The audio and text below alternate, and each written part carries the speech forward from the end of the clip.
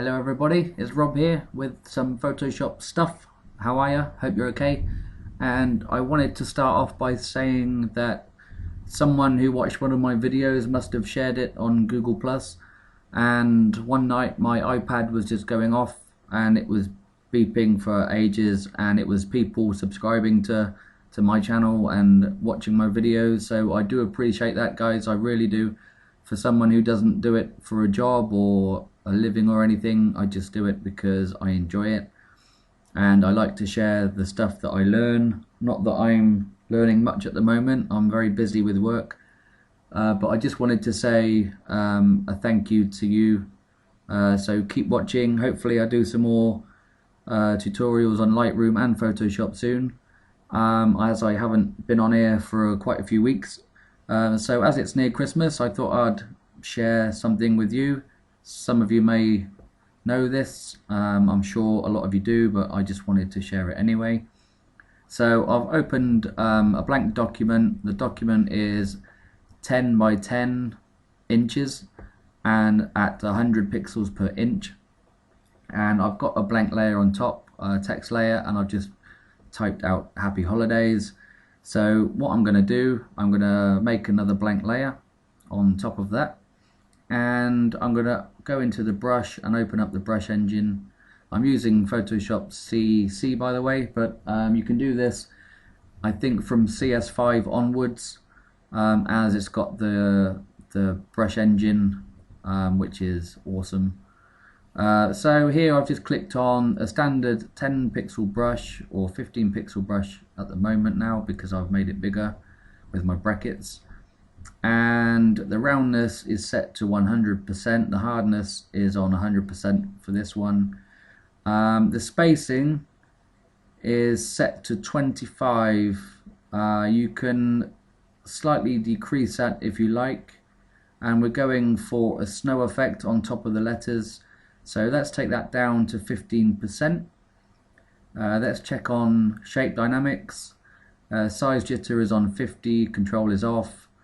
Angle jitter is off. Is on 0% and the control is off. Roundness jitter is on 100%. Yeah, we can leave it on 100. Control is off, and the minimum roundness is 25%. Let's leave it on roughly that. And the next thing to turn on is the texture. Now this box up in the top is a standard list of textures that is available without adding any extra. Here we have the 5 textures that are open, and I'm just using the 5th one, the one on the right hand side, which is called Grey Granite. So click on that, and the settings for this one is a scale is on 100%, the brightness is on 1, I think that's supposed to be 0, let's just leave it on 0. Contrast is 0.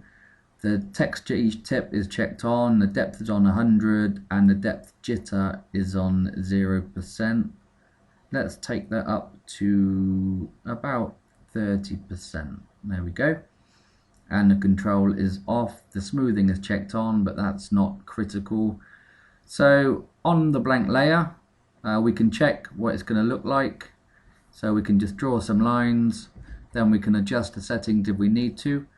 I'm just going to turn this off, and I'm going to make the brush slightly bigger with my right bracket key, and then we can just paint on the letters. That's slightly too big, let's bring that down a bit, and there we go. We can just paint on the letters, and the effect is pretty good.